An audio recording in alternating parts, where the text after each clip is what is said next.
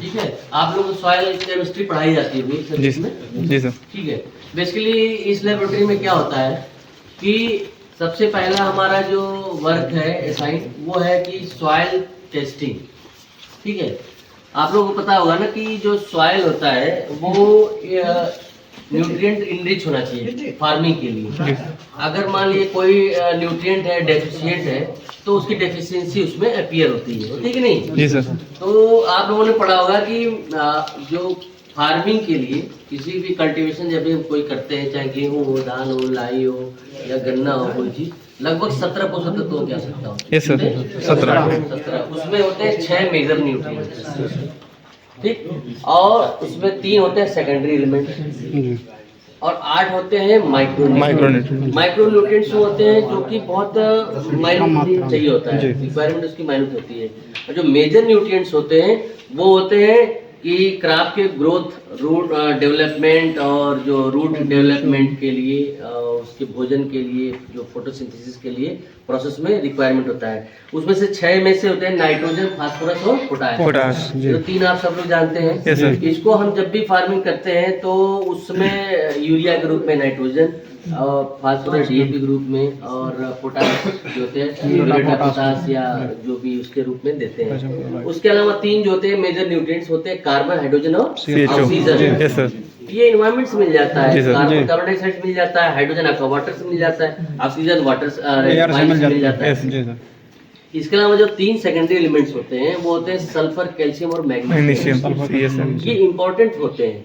ये होते हैं कि अगर इनकी डेफिशिएंसी होती है तो जो हमारा मेजर न्यूट्रिएंट्स है ना, एनपीके, इसकी अवेलेबिलिटी कम हो जाती है प्लांट में। और ये जो होता है, जैसे सल्फर है गन्ने, जैसे कोई भी गन्ना है या वो चीज, उसकी प्लांट की थिकनेस के लिए रिस्पॉन्सिबल होता है। और कैल्शियम है जड़ों के लिए, मैग्नीशियम होता है वो एक तरह से सारे ओवरऑल डेवलपमेंट के लिए रिक्वायरमेंट होता है। और हमारा प्लांट जो होता है भोजन कैसे बनाता है, वो कार्बन डाइऑक्साइड से और सनलाइट से जो है अपना भोजन निर्माण करता है, फोटोसिंथेसिस होता है। तो ये चीज जो होता है अगर हमारे सॉइल में कम है, एक लेवल से अगर कम है नीचे, तो डेफिशिएंसी हो जाती है। अब बात करते हैं माइक्रो न्यूट्रिएंट्स की। माइक्रो न्यूट्रिएंट्स में क्या होते हैं, जैसे zinc, iron, copper, boron, molybdenum, selenium, ये सारी चीजें है ना, ये माइक्रो न्यूट्रिएंट्स है। इनकी बहुत कम मात्रा में आवश्यकता होती है। हमारे जो उत्तर प्रदेश का या इंडिया का जो सॉइल देखा जाए उसमें कॉपर रिच है, कहीं कहीं डेफिशिएंसी मिलती है, आयरन रिच है, और बाकी बोरान, सेलेनियम, ये सारी चीज प्रचुर मात्रा में मिल जाती है जितना चाहिए होता है। लेकिन बात करते हैं जो मैग्नीज है और ये जिंक है, ठीक है, कॉपर है, ये सब जो है ज्यादा जरूरत होती है प्लांट को। इसके बगैर जो होता है कि प्लांट के अंदर जैसे कि कैटालिटिक एक्टिविटी होती है, जैसे कि प्रोटीन का निर्माण हो रहा है, फोटोसिंथेसिस हो रहा है, या फिर एंजाइम का, या फिर उसमें रोग प्रतिरोधक क्षमता, मतलब इम्यूनिटी बूस्टर का काम करती है। अगर ये चीज नहीं रहता है तो फिर प्लांट में तरह तरह की बीमारियां भी होती हैं। आप देखे होंगे कि जिंक की कमी होती है तो हम जिंक सल्फेट का छिड़काव करते हैं धान के खेतों में, करते कि नहीं करते हैं। कॉपर, बोरान की कमी होती है तो क्या होता है, सब्जियां कुरूप होने लगती है। सब्जी में देखिए, फल है, फ्रूट है, ये कुरूप होती है, फट जाती हैं, या फिर टेढ़े मेढ़े होते हैं, फ्लावरिंग झड़ने लगता है, कली बन के सूख जाता है, तो ये बोरान की डेफिशिएंसी होती है। तो कहीं ना कहीं इस सारे का सम्मिलित हमारा मिट्टी में होना बहुत जरूरी है। तो फार्मर को कोई प्रॉब्लम होती है या नहीं भी होती है तो फार्मिंग से पहले क्या करते हैं, सॉइल सैंपल लेते हैं। अब जो है सॉइल सैंपलिंग कैसे करते हैं, कम से कम जो है 9 इंच गहरा मिट्टी का सैंपल लेते हैं। क्योंकि हमारा जो कल्टीवेशन जो 3 इंच मिट्टी तो ऊपर का जो है उपजाऊ होता है, उसके नीचे जाएंगे तो सब सॉइल होता है जो कि उतना उपजाऊ नहीं होता है, और नीचे एक हार्ड लेयर होती है 6 इंच के नीचे, जिसको किसान कभी तोड़ता ही नहीं है। तभी कहते हैं किसी फर्टिलिटी को अगर बढ़ाना हो तो हम कहते हैं गहरी जुताई करनी चाहिए। गहरी जुताई करने के कई फायदे होते हैं, तो उसको हम लोग रिकमेंड करते हैं कि जैसे कि एक तो जो नीचे की जो कड़ी लेयर वो टूट जाती है, न्यूट्रिएंट अवेलेबिलिटी बढ़ जाती है, ऊपर का नीचे मिट्टी हो जाता है, नीचे का ऊपर हो जाता है, फिर से आप उसको सारा कुछ देते हैं तो फिर पूरा इनिच हो जाता है। एक तो फायदा ये हो गया। दूसरा होता है एयरेशन बढ़ जाता है रूट लेवल तक। तीसरा होता है कि जो वाटर होल्डिंग कैपेसिटी जल धारण क्षमता बढ़ जाती है। तो हम बार बार सिंचाई करते हैं 3 इंच तो ऊपर का गीला हो जाता है, फ्लडिंग कर देते हैं, नीचे तक फिर सूख जाता है पानी, नीचे फिर नमी बरकरार नहीं रहती है। तो कोई भी फर्टिलाइजर अगर जमीन में दिया जाता है तो उसका जो है घुलना अति आवश्यक है कि नहीं। अगर कोई भी आप फर्टिलाइजर दे रहे हैं सॉइल में, कोई भी न्यूट्रिशन दे रहे हैं, उसका वो साल्ट के रूप में होता है, जब तक घुलेगा नहीं, आयंस के रूप में टूटेगा नहीं, तब तक जो है रूट उसको एब्जॉर्ब नहीं कर पाएगा। हमारे बॉडी सिस्टम में क्या होता है कि वो होता है आर्टरी और वेन होता है ना, कि सिरा और धमनी, इसके थ्रू हमारा सारा रुधिर परिसंचरण होता है, भोजन जो भी डाइजेस्ट होता है खून में जाता है, इसके अनुसार हमारी पूरी बॉडी प्रक्रिया चलती है। लेकिन प्लांट के अंदर क्या होता है, जाइलम और फ्लोएम। जाइलम से क्या होता है, वो जल को एब्जॉर्ब करता है, पूरा पत्ती तक ले जाता है, और फ्लोएम से क्या होता है, न्यूट्रिएंट्स को एब्जॉर्ब करता है और वापस भी ले आता है। तो ये दोनों उसमें प्रोसेस होता है। और बाकी हमारा भोजन बनता है, खून बनता है, और प्लांट में क्या होता है, फोटोसिंथेसिस के थ्रू वो मिलता है, क्लोरोफिल का निर्माण होता है, वही उनका भोजन होता है। फिर फाइनली क्या होता है, ग्लूकोज के रूप में प्लांट जो है अपनी एनर्जी को एक्वायर करता है, फिर ग्लूकोज जो होता है एटीपी और एडीपी में कन्वर्ट होता है, प्लांट को एनर्जी मिलती है, यही प्रोसेस होता है ना। तो अब हमारा जो है न्यूट्रिशन का और भोजन का सोर्स में मिट्टी ही है, सॉइल, एयर और मिट्टी, जिससे न्यूट्रिएंट। तो इसमें सारे तत्वों का बैलेंस होना बहुत जरूरी है। इसीलिए किसान को जब कोई लाभान्वित नहीं होते हैं तो मिट्टी अपना सॉइल सैंपल ले आते हैं। अब हर चीज का एक लेवल होता है, नाइट्रोजन का अधिक मात्रा चाहिए, अब कौन से क्रॉप के लिए, सब्जी है तो उसके लिए कितना चाहिए, धान है उसके लिए कितना चाहिए, धान गेहूं के लिए, और गन्ने के लिए क्या चाहिए। तो हम एक रिकमेंडेशन देते हैं उसके अकॉर्डिंग, आपका लेवल इतना है और आपको इतना चाहिए प्रति हेक्टेयर या प्रति एकड़ इतना चाहिए, उस अनुसार हम उनको संस्तुति देते हैं, वो फर्टिलाइजर के रूप में उसको देते हैं। फिर उसके बाद हम बतलाते हैं कि मान लो यूरिया देना है, उसमें 46% नाइट्रोजन होता है। तो अगर आपको मान ली 100 kg नाइट्रोजन देना है, तो यानी आपको दूने से अधिक यूरिया देना पड़ेगा। तो उसके लिए हम गुणांक करते हैं। गुणांक होता क्या है, जो 100 में जो 46% नाइट्रोजन है उसमें यूरिया में 100 में 46 का भाग देंगे तो 2.2 गुणांक आ जाता है। तो अगर हमको 100 किलो नाइट्रोजन चाहिए तो 100 में 2.2 का गुणा करेंगे, यानी कि 220 आपको यूरिया चाहिए, ठीक है। तो ये आप लोग पढ़े लिखे हैं, आप फैमिली से बिलोंग करते हैं, कभी भी किसी को बताना हो तो बताइए गुणांक कैसे निकलता है। मान लीजिए कि डीएपी है 46%, लेकिन उसमें 18% नाइट्रोजन भी है, होता है कि नहीं होता है। तो 46% के लिए आप 2.2 गुणा करके डीएपी निकाल लिए, जितना चाहिए आपको फास्फोरस उतना डीएपी निकाल लिए गुणा करके, लेकिन उसमें 18% नाइट्रोजन भी है, तो 18 से भाग दे करके और जितना केजी है उसमें निकालिए कितना आपका नाइट्रोजन पहले से मिल गया। तो अगर 100 किलो नाइट्रोजन देना है तो उसमें से जितना नाइट्रोजन है वो घटा करके तब बाकी आप कैलकुलेट करके यूरिया देंगे। ये होता है कि कैलकुलेटेड फर्टिलाइजर को देना, मतलब कि जितना रिकमेंडेड है उतना देना चाहिए। जैसे कोई म्यूरेट ऑफ पोटास है वो 60% है, लेकिन अगर कहीं बायो पोटास आ गया तो उसमें क्या होता है 14%, तो उस हिसाब से कैलकुलेट कर लेते हैं। कहीं पे मान लीजिए सिंगल सुपर फास्फेट आ गया, उसमें 16% फास्फोरस है, लेकिन उसके साथ साथ क्या उसमें सल्फर और कैल्शियम भी है। सल्फर आपका 12%, 21% कैल्शियम है। तो ये आपको मैं इसलिए नॉलेज दे रहा हूँ कि आप जिसके इर्द गिर्द रहते हैं किसानों को ये चीज समझाना चाहिए, ठीक है, कि आपको बैलेंस फर्टिलाइजेशन करना चाहिए। और जिसकी कमी है मिट्टी में उसका तो आप जो रिकमेंडेड वो दीजिए, जो मीडियम लेवल का है तो मीडियम के हिसाब से दीजिए, जिसका हाई है उसको ना दें या फिर कम दें, इस हिसाब से देना चाहिए। तो एक हमारा मैंडेट ये है कि किसानों को हम जो है सॉइल टेस्टिंग के आधार पे फर्टिलाइजर रिकमेंडेशन करते हैं। दूसरा क्या होता है इस सॉइल लेबोरेटरी में, जैसे कोई हम रिसर्च करते हैं, मान लीजिए किसी कंपनी का कोई प्रोडक्ट है तो प्रोडक्ट को बताता है कि वो इससे ये बढ़ता है, ये घटता है, वो घटता है, तो हम उसका ट्रायल करते हैं। ट्रायल जब कंडक्ट किया जाता है, आप लोग भी शायद करोगे, लास्ट ईयर में अगर ट्रायल करना होगा कहीं पे अपने एक्सपेरिमेंट के लिए करोगे, तो उसमें जितना एरिया आप एक ट्रीटमेंट बनाते हो, अलग अलग डोज का ट्रीटमेंट बनाया और रेप्लिकेशन लेते हैं स्टैटिकली बेस्ड, ठीक है। तो उसको करके फिर हम उस प्रोडक्ट को टेस्ट करते हैं, अलग अलग डोज का अलग अलग ट्रीटमेंट बना लिया और उसको देते हैं, और एक वो रखते हैं कंट्रोल, लगते हैं कंट्रोल में, जिसमें हम उसको प्रोडक्ट को डालते ही नहीं है, ठीक है। तो उससे हम रिसर्च करके देखते हैं कि कितना डोज पे हमारा बेनिफिट भी मिल रहा है और कास्ट इफेक्टिव भी होना चाहिए। ये नहीं कि हम ज्यादा डोज बढ़ाते गए तो हमें ज्यादा लाभ मिल गया, लेकिन कास्ट इफेक्टिव भी होना चाहिए। एक तो ये, और दूसरा ये है कि हमारे सॉइल को या प्लांट को हार्मफुल भी नहीं होना चाहिए। कोई इंसेक्टिसाइड, पेस्टिसाइड या वीडिसाइड डाल रहे हैं तो फिर हम देखते हैं कि प्लांट पे क्या इफेक्ट पड़ रहा है, कि जूस में क्या पड़ रहा है, जैसे गन्ने की बात करते हैं, जूस में या फिर उसके प्रोटीन सिंथेसिस में, इम्यूनिटी पे, किस चीज़ पे क्या इफेक्ट पड़ रहा है, ये सब हम लोग देख करके ये भी करते हैं। तो ये ओवरऑल जो है एक रिसर्च होता है इस तरह से। अब दूसरी बात है, हम जो सॉइल का टेस्ट करते हैं तो कैसे करते हैं, देखिए उसके लिए बहुत सारे मेथड्स होते हैं, बहुत सारे अपरेटस यूज होते हैं। सिंपली पीएच निकालना है तो पीएच तो आप निकाल लोगे, 20 ग्राम सॉइल लिया, 50 ml पानी में घोल कर डिजॉल्व करके पीएच हमने चेक कर लिया। स्ट्रिप से भी चेक कर सकते हैं, पीएच मीटर से भी चेक कर सकते हैं। ईसी होता है दूसरा पैरामीटर। ईसी क्या होता है? Electric conductivity. ये वो होता है कि जो हम फर्टिलाइजर बार बार मिट्टी में डाल रहे हैं तो क्या होता है, आपको जानकर आश्चर्य होगा, प्लांट 30% से ज्यादा ग्रहण नहीं करता जी जी।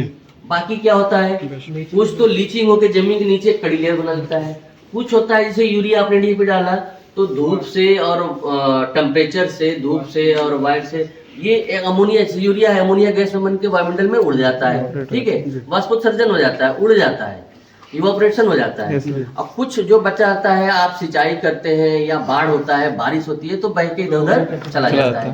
तो सोच लीजिए, तो हमें कोशिश करना चाहिए कि हम फर्टिलाइजर को कई स्टेप में डालना चाहिए, धीरे धीरे डालना चाहिए और नमी की अवस्था में डालना चाहिए कि वो घुलता रहे, प्लांट उसको लेता रहे, ठीक है, तो वो ज्यादा इफेक्टिव होता है। तो जो हम टेस्ट करते हैं कि जो लीचिंग हो जाता है जमीन के नीचे तो जाकर कड़ी परत बना लेता है, तो हम कहते हैं 9 इंच मिट्टी गहराई से आप नमूना लेंगे तो वो निकल के आएगा, तो उसको हम घोल के देखेंगे इसमें इलेक्ट्रिक कंडक्टिविटी कितना है, मतलब समझिए ना, जितना आयंस उसमें ज्यादा रहेंगे इलेक्ट्रिक कंडक्टिविटी उतना ज्यादा रहेगी। और किसी भी स्वस्थ मिट्टी का जो इलेक्ट्रिक कंडक्टिविटी होती है वो 1 से कम होता है। अगर 1 से अधिक है मतलब कि वो आपको कड़ी लेयर तोड़ने की जरूरत है, पलटने की मिट्टी जरूरत है, उसको डिजॉल्व होने की जरूरत है। जब डिजॉल्व होगा, पलटेगा, तभी उसको पौधा ग्रहण करेगा, ठीक है। तो ये हो गया कि घुलनशील लवण उसमें जो अघुलनशील मात्रा में पड़े हैं वो ईसी हो गया। अब तीसरा चीज क्या चेक करते हैं, ऑर्गेनिक कार्बन। ऑर्गेनिक कार्बन सबसे इंपॉर्टेंट फैक्टर होता है सॉइल के लिए। ऑर्गेनिक कार्बन क्या होता है, जैसे कि चाहे हमारा शरीर हो, चाहे एनिमल हो, चाहे प्लांट हो, सब कार्बनिक तत्व से ही मिलके बने, ठीक है। कार्बन की मात्रा नहीं रहेगी तो कोई भी चीज एग्जिस्ट नहीं करेगा, ठीक है।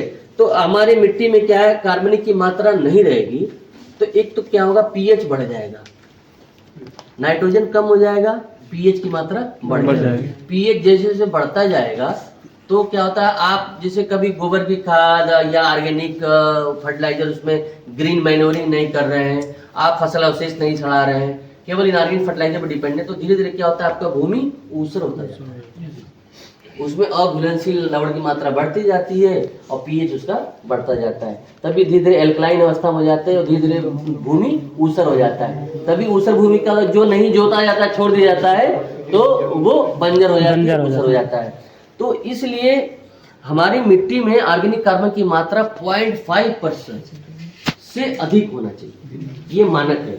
0.5% से कम है तो आपकी मिट्टी उपजाऊ नहीं है, एक तो उपजाऊ नहीं होगा, पीएच उसका जो है अधिक हो जाएगा, और तीसरा जो है फैक्टर कि जो भी लाभदायी जीवाणु होते हैं, ठीक है, जीवाणु चाहे बैक्टीरिया, चाहे फंगस या निमेटोड्स हैं या कीड़े मकोड़े कोई जो हमारी लाभदायी खेती के लिए जरूरी है। आप देखे होंगे जहाँ रेत होगा उसमें केचुआ नहीं होगा, कहाँ होगा, जहाँ भूरा होगा वहीं पे कीड़े मकोड़े या वो सारे बैक्टीरिया फंगस उस पर परसिस्ट करेंगे। तो लाभदायी जीवाणुओं की संख्या अगर हमारी मिट्टी में नहीं रहेगी, माइक्रोबियल फाउना नहीं रहेगा, एग्जिस्ट नहीं करेगा, तो आपका जो बहुत सारी प्रोसेस होते हैं जैसे कि फास्फेट सल्युलाइजेशन, जो मिट्टी कड़ी है उसमें इनऑर्गेनिक फास्फेट है, वो फास्फेट को सल्युलाइज करने, घोलने का काम करता है। जैसे वो है नाइट्रोजन का घोल करके नाइट्राइट में कन्वर्ट करते हैं, नाइट्रोजन फिक्सिंग बैक्टीरिया होते हैं तो वो उसमें पाए जाते हैं। फंगस जो होते हैं लाभदायी फंगस, वो क्या करते हैं, जो हार्मफुल फंगस होते हैं, जो रस्ट है, या आपके गन्ने के केस में क्या होता है, रेड राट लगता है, तो कोलेट्राटाइकम फाल्केटम जो होता है, वो उसको ये क्या कहते हैं, परजीवी भोजन की तरह इस्तेमाल करते हैं। तो उसको खत्म करने का बैलेंस बनाते हैं। हमारी बॉडी के अंदर भी बैक्टीरिया है, आपको पता होना चाहिए, जो कि फर्मेंटेशन का काम करते हैं। हम जो भी खाना चीज खाते हैं ना, चाहे दूध है या कोई भी चीज, पहले वो क्या होता है, फर्मेंट होता है, फिर वो टूटता है, कैटलाइज होता है, कैटलाइसिस काम करते हैं। ई कोलाई बैक्टीरिया हमारे पेट के अंदर होता है, ठीक है, लैक्टोबैसिलस होते हैं। तो इसी तरह जमीन में अगर ये नहीं रहेंगे तो आपका क्या होगा कि माइक्रोबियल फौना गड़बड़ होने से आपका सारा कुछ उपजाऊ मिट्टी नहीं रहेगा। इसीलिए उनको पलने के लिए, बढ़ने के लिए ऑर्गेनिक कार्बन का होना अत्यंत आवश्यक है। तो ये इससे क्या होता है, एक तो ये फायदा हो गया। दूसरा फायदा हो गया कि जो मिट्टी के अंदर जो डेंसिटी को क्या करता है, मतलब घटाता है। दो अणुओं की मिट्टी के बीच की दूरी को, पोरोसिटी को बढ़ा देता है, जिससे एरेशन भी होता है, वाटर होल्डिंग कैपेसिटी भी बढ़ती है। समझ रहे हैं? जैसे एक वो हो गया, रुई हो गया और एक लोहा हो गया। तो रुई में क्या पानी एब्जॉर्ब करने की क्षमता ज्यादा है, लोहे में नहीं है, क्योंकि उसकी डेंसिटी अधिक है, इसका कम है। तो ऑर्गेनिक कार्बन एक इम्पॉर्टेंट फैक्टर है। यही आजकल के डेट में क्या हो रहा है कि किसानों के खेत में ऑर्गेनिक की मात्रा कम होती है, तो उसको बढ़ाने की जरूरत है। इसके लिए हम लोग क्या कहते हैं कि आप जो फसल अवशेष उसको जलाइए नहीं, उसको क्या करिए, दबा दीजिए, जैसे अपने मिट्टी में मिला दीजिए, सड़ा दीजिए, गला दीजिए। नहीं तो क्या करिए आप, ढैचा सनई ग्रीन मैन्योरिंग करके ग्रीन मैन्योरिंग करिए, क्रॉप रोटेशन करिए। क्रॉप रोटेशन इसलिए किया जाता है, मान लीजिए एक फसल के लिए कोई कीड़े मकोड़े लग गए या कोई बीमारी लगी, बैक्टीरिया फंगस लग गया, वो क्रॉप रोटेट कर देंगे तो फिर वो दूसरे में नहीं रहेंगे, दूसरी तरफ पलायित हो जाएंगे। इसलिए क्रॉप रोटेशन भी बहुत इंपॉर्टेंट फैक्टर है, ठीक है। ये सारी चीजों के लिए देखा जाता है। अब इसके अलावा क्या एक फैक्टर है, पीएच, जो हमने बता ही दिया। पीएच जैसे कि आदर्श मिट्टी का पीएच कितना होना चाहिए, 7.5 कहीं कहीं किसी फसल के लिए 7.8 भी रिकमेंडेड है। हम यूं मान के लिए 6.5 से 7.8 इसके मध्य अगर है मिट्टी का पीएच तो वो मिट्टी उपजाऊ है। अगर इससे कम हो गया तो एल्कलाइन हो गया। एल्कलाइन मतलब कि अगर एल्कलाइन हो गया तो कोई भी चीज आप साल्ट डालेंगे वो डिजोल्व ही नहीं होगा, घुलने की प्रवृत्ति उसकी कम हो जाएगी। तो जब घुलेगा नहीं तो पौधा तो ग्रहण नहीं करेगा। ठीक उसी प्रकार जैसे मान लो कि आप शरबत बना रहे हैं, चीनी का मात्रा 2 डाला, 3 डाला, 4 डाला, 5वां चम्मच जैसे हम डालोगे घुलना बंद, संतृप्त अवस्था आ जाती है, ठीक है। या ऐसे कोई भी चीज साल्ट के केस में भी करोगे, आप घोलोगे तब भी एक संतृप्त अवस्था आ जाती है। तो उसके बाद आप कितना भी ऐड करो तो मिट्टी आपके संतृप्त हो जाती है, उसमें घुलना बंद हो जाता है। एक तो ये एग्जाम्पल समझिए। दूसरा ये जैसे हमारे कभी कभी क्या होता है, हमें एसिडिटी होने लगती है, होती कि नहीं होती, जलन होता है गले में और एसिडिटी होती है। उस समय क्या होता है, वोमिट की अवस्था आ जाती है। उस समय आप कुछ भी खाने को आपको मन नहीं करेगा, खाएंगे तो डाइजेस्ट भी नहीं होगा, क्योंकि आपके स्टमक में पीएच की मात्रा बढ़ गई है, एसिडिटी हो गई है। तो उस समय जब तक आप उसको न्यूट्रलाइज नहीं करेंगे, या इनो लेकर के या फिर आप कोई भी गैस की दवाई लेकर के या कुछ भी करके आप न्यूट्रलाइज नहीं करेंगे, तब तक न तो आपको भूख लगेगी, नहीं आपका डाइजेशन, आपका बदहजमी हो जाएगी। तो यही सिस्टम होता है मिट्टी के अंदर। एसिडिटी अगर हो गई तो कोई भी चीज डिजोल्व होना बंद हो जाता है और पौधा ग्रहण नहीं करता। कितना भी फर्टिलाइजर डाल लीजिए, पौधा उस पर उपजाऊ होगा ही नहीं, वो फसल अच्छी होगी। और ठीक इसका एडवर्स आप देखिए, पीएच बहुत ज्यादा बढ़ गया तब भी यही अवस्था होती है। साल्टी ज्यादा हो जाता है तब भी कोई चीज घुलना बंद हो जाता है। जो एल्कलाइन सॉइल होता है वहाँ पे कोई भी फसल होती ही नहीं है। और एल्कलाइन सॉइल में क्या होता है कि जगह जगह पैच बन जाता है, जहाँ पे मात्रा, वहाँ पे पीएच की मात्रा ज्यादा होती है। तो जहाँ कम होती है वहाँ होता है ऊसर भूमि में, जहाँ नहीं ज्यादा पीएच होती है वहाँ पे होता ही नहीं है, ठीक है। तो ओवरऑल ये। दूसरा होता है सॉइल की फिजिकल प्रॉपर्टी। जैसे हमने बताया कि फिजिकल प्रॉपर्टी में क्या, पीएच बताया, इसी बताया, फिर डेंसिटी भी आपको बताया, ठीक है। टेक्सचर हो गया। क्या होता है कि मतलब कि 1 क्यूबिक सेंटीमीटर मिट्टी का जितना वेट है, हाँ, और जितना आयतन है, जितना भार है, उससे हम आपको डेंसिटी निकाल लेते हैं। ये और उसका अगला पैरामीटर होता है मॉइस्चर कंटेंट कितना होता है। ये सारी फिजिकल प्रॉपर्टीज है, आप लोगों को पढ़ाए जाएंगे। डेंसिटी, फिजिकल प्रॉपर्टी और पीएच, ईसी, ऑर्गेनिक कार्बन, ये सारी चीज आपको। हाँ, तो ये सब रहा सॉइल के बारे में। मैं सॉइल से नहीं हूँ, मैं बायोकेमिस्ट हूँ, ठीक है। मैं बेसिकली बायोकेमिस्ट्री, प्लांट बायोकेमिस्ट्री से हूँ, लेकिन मैं यहाँ का इंचार्ज हूँ।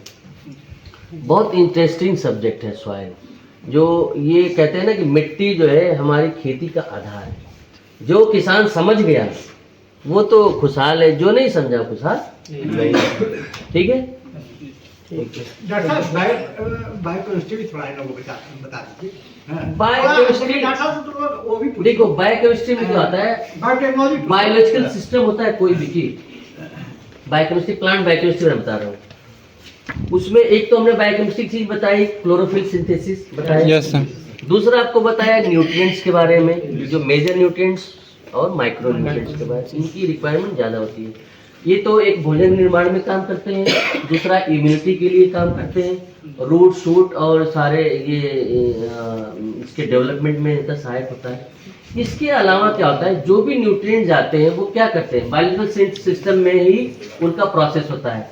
चाहे फाइबर का निर्माण हो, या भोजन का निर्माण हो, या प्रोटीन का निर्माण हो, या उनकी इम्यूनिटी के लिए इम्यूनोग्लोबुलिन्स की बात कर रहे हैं, इम्यूनोग्लोबुलिन्स के लिए, या फिर डीएनए, आरएनए, प्रोटीन, यही बायोकेमिस्ट्री है। ओवरऑल क्या होता है कि कोई भी चीज प्लांट जब होता है, कोई न्यूट्रिएंट्स को लेता है, तो वो एक तो भोजन निर्माण में क्लोरोफिल सिंथेसिस में उसका रोल होता है। दूसरा अल्टीमेटली वो क्या बनता है, कोई भी प्लांट होता है अपनी एनर्जी कहाँ, माइटोकॉन्ड्रिया के अंदर जनरेट करता है। ठीक है, वो एटीपी होती है, ATP and ADP, adenosine triphosphate, triphosphate. ATP आप ग्लाइकोलिसिस पढ़े होंगे आप लोग। तो ग्लूकोज बनता है, ग्लूकोज का होता है, जब ग्लाइकोलिसिस होती है तो फाइनल प्रोडक्ट क्या होता है, एटीपी और एडीपी। यही हमारे भी बॉडी में होता है। फाइनली हम कुछ भी खाते पीते हैं, सब कुछ जाकर के ग्लूकोज में कन्वर्ट होता है। अब ग्लूकोज का ब्रेकडाउन होता है तो एटीपी और एटीपी में कन्वर्ट होता है, जिससे हमें एनर्जी मिलती है। इसके अलावा फैटी एसिड्स का निर्माण होता है, हमारी बॉडी में होता है फैट्स, लेकिन प्लांट में फैटी नहीं होता है। ठीक है, हमारे जो स्किन का या कोई भी बॉडी का होता है, लिपिड बाइलेयर पढ़ा होगा ना, पढ़ा है कि नहीं पढ़ा है? तो हमारी बॉडी में वो होता है ग्लिसरॉल, जो भी होता है फैटी एसिड का निर्माण होता है। ये ऑयल वगैरह जो हम जो कंजम्पशन करते हैं, इससे लिपिड बाइलेयर का निर्माण होता है, स्किन बनता है, सारे कुछ का निर्माण होता है। और प्लांट में और क्या है, दूसरा चीज है कि डीएनए आप लोगों ने पढ़ा होगा। यस। चाहे प्लांट बॉडी सिस्टम हो, चाहे एनिमल हो, चाहे ह्यूमन है, हमारा जो जेनेटिक मटेरियल है वो डीएनए ही है। प्लांट में डीएनए होता है, और हमारी बॉडी में क्या होता है, डीएनए और आरएनए, ब्लड में सिस्टम दोनों होता है। आरएनए हम कहाँ से निकालते हैं? नहीं, डीएनए नहीं, आरएनए निकालते हैं तो व्हाइट सेल्स। हमारे बॉडी के अंदर होता है ना डीएनए जो होता है, हम किसी चीज से निकालते हैं। डीएनए किसी भी मटेरियल से डीएनए निकल जाएगा, जेनेटिक मटेरियल, लेकिन आरएनए जो होता है वो केवल डब्ल्यूबीसी से निकलता है। और डब्ल्यूबीसी केवल हमारे एनिमल और ह्यूमन बींग्स में होता है, प्लांट में डब्ल्यूबीसी नहीं होता है। वहाँ पे माइटोकॉन्ड्रिया से ही हम जो है जेनेटिक मटेरियल डीएनए ही केवल निकालते हैं, उससे आरएनए नहीं निकालते। ठीक है, तो ये सब चीज़ें हैं। ये आप लोग जब बायोकेमिस्ट्री या बायोटेक्नोलॉजी का डीप स्टडी करोगे तो आपको ज़्यादा पढ़ने को मिलेगा। अब हम ओवरऑल इतना ही बता सकते हैं। ठीक है।